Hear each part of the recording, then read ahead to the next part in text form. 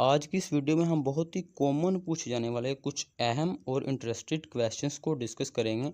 जैसा कि why we follow and need the laws, what happens if rules and law don't exist, what is the meaning of law, what is the main purpose and objective of law, who decide what the law is, what is the process of making law, and in the last how exactly law are made.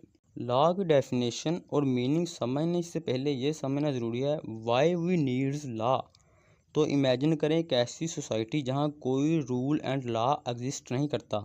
Then what will happens, अगर a person और B person की किसी agreement पर कोई conflict हो जाती है तो इशू को रिजॉल्व करने के लिए प्रॉपर लीगल फ्रेमवर्क नहीं होगा और किसी भी बिजनेस के लिए कोई कॉन्ट्रैक्ट नहीं होगा तो सोसाइटी में सोशल ऑर्डर और पीस ख़त्म हो जाएगा।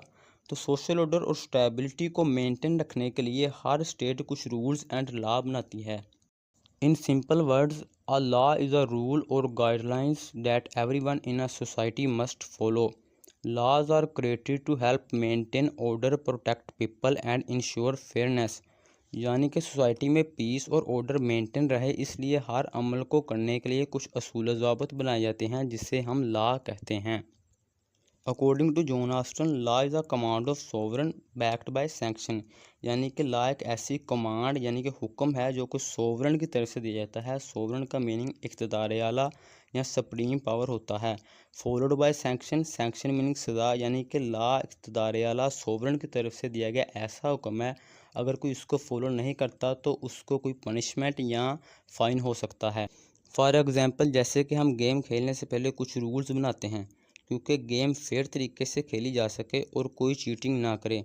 इसी तरह सोसाइटी में पीस को मेंटेन रखने के लिए कुछ रूल्स एंड लॉ बनाए जाते हैं। Now that we understand what the law is, let's look at why laws are important and what are the main purpose और ऑब्जेक्टिव ऑफ लॉज। मोस्टली लोगों को लगता है अगर हमने कोई क्राइम कमिट किया या कोई रूल्स और सिग्नल ब्रेक किया तो हमें पनिशमेंट या फ़ाइन हो सकता है, तो इसलिए हम लॉ को फॉलो करते हैं। But in fact we follow laws for our safety and protection. Law help us to maintain social order and protect individual rights. They help us resolve dispute and provide a sense of security. असल में law हमें safety, rights and protection देते हैं, इसलिए हम सब law को follow करते हैं। फॉर एग्ज़ाम्पल, अगर कोई ट्रैफिक सिग्नल को ब्रेक करता है या कोई स्पीड ओवर लिमिट ड्राइव करता है या कोई ड्रंक आदमी ड्राइविंग कर रहा है तो इसका एक्सीडेंट हो सकता है और वह दूसरे लोगों के लिए भी खतरा है। तो रोड में हर कोई सेफ फील करे, उन सब की प्रोटेक्शन और सेफ्टी के लिए हमने कुछ ट्रैफिक रूल्स एंड लॉ बनाए हैं। Now that we have covered why laws are important, meanings of law and objective of law. Let's explore who decides what the law is and what is the process of making laws and how exactly laws are made. क्या आपने कभी सोचा है नया law बनाने में इतना time क्यों लगता है और लॉ मेकिंग की पावर किसके पास है? बेसिकली पब्लिक अपने वोटिंग से जिन मेंबर्स को इलेक्शन विन करवाती है वो सब मेंबर्स एक हेड ऑफ द गवर्नमेंट यानी प्राइम मिनिस्टर को सिलेक्ट करते हैं।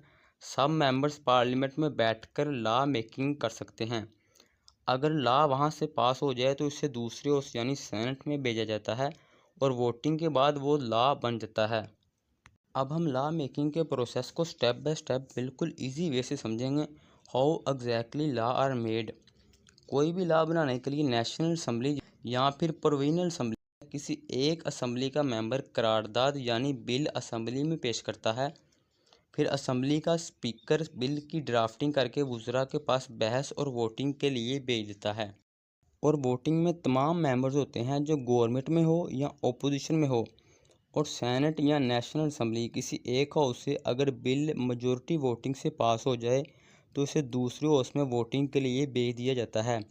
और अगर दूसरे हाउस इस बिल में कोई अमेंडमेंट करे तो फिर इसे दोबारा पहले हाउस में भेजा जाता है। और अगर दूसरा हाउस अमेंडमेंट ना करे और मेजॉरिटी वोटिंग के बाद वो बिल एक एक्ट बन जाता है।